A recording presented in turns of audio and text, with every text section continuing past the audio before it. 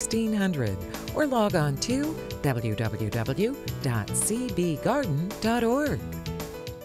Did you know Superman took flight right here in our area? Creators Jerry Siegel and Joe Shuster are from Cleveland, and an exhibit currently at the Cleveland Public Library highlights the background and booming success of this hometown hero. Want to know more?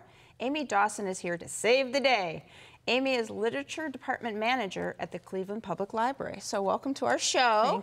Thank you, Laurie. Our super show. Yeah. So how did the exhibit come about? Well, in 2013, we had an exhibit to celebrate the 75th anniversary of Superman. It was very successful. People really enjoyed it. So we thought about creating another exhibit, and Mike Oshefsky, who's the president of the Siegel and Shuster Society, reached out to us and suggested doing an exhibit this year, and that's what we did.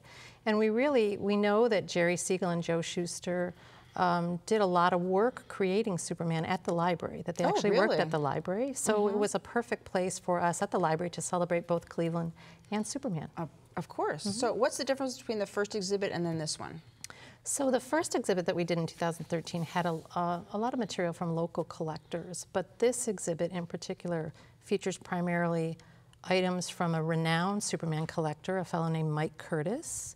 He got his first comic book from his mother, who wanted to give him a strong male role model, and he began collecting when he was very young.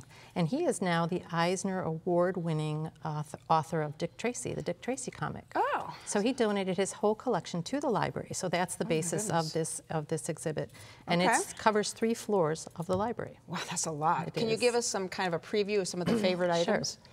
So some of the most important and interesting items that we have is, number one, we have a large painting done by 1930s pulp artist H.J. Ward. It hung in the DC Comics office in New York from 1941 to 1959, and then it kind of went missing for a number of years.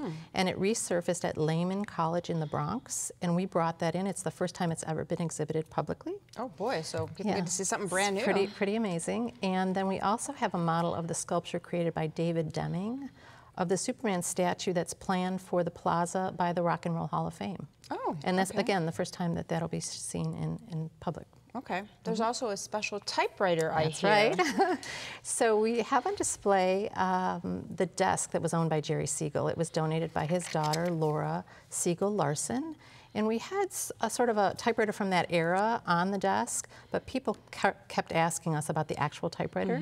So we reached out to Laura again and got the actual typewriter, and that is on display. It's really wonderful. We have a picture up on the screen right now of that. Very interesting.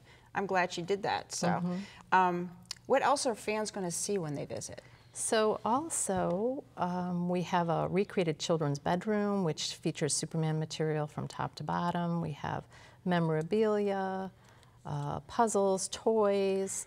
We even have a Superman telephone booth in our redesigned Brett Hall, so it's really wonderful. All right, and how long is it going to be on display? So again, the display is free and open to the public, and it'll be up until the end of December of this year, and perhaps even into 2018. If it's popular enough, it's maybe so popular, so, yeah. yes. All right, great pictures, great pictures. Thank you. Don't miss this larger-than-life celebration of Superman and of the 2 hometown Glenville High School students who created him almost 80 years ago. You don't have to leap a tall building in a single bound. You just have to visit the Cleveland Library. My thanks to Amy Dawson for a super special preview. Learn more by calling the Cleveland Public Library at 216-623-2800 or click to www.cpl.org. Up next.